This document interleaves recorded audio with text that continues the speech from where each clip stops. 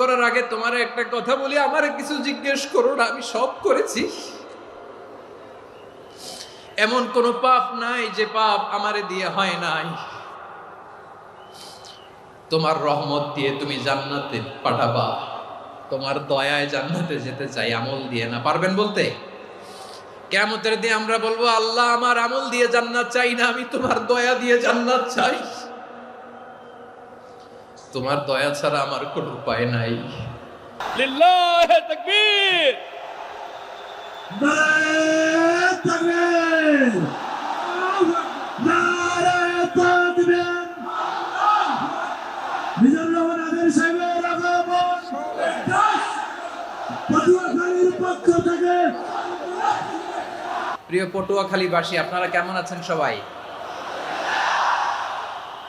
আমি তো দেখলাম যে গতকালই এসে আপনারা বসেছিলেন।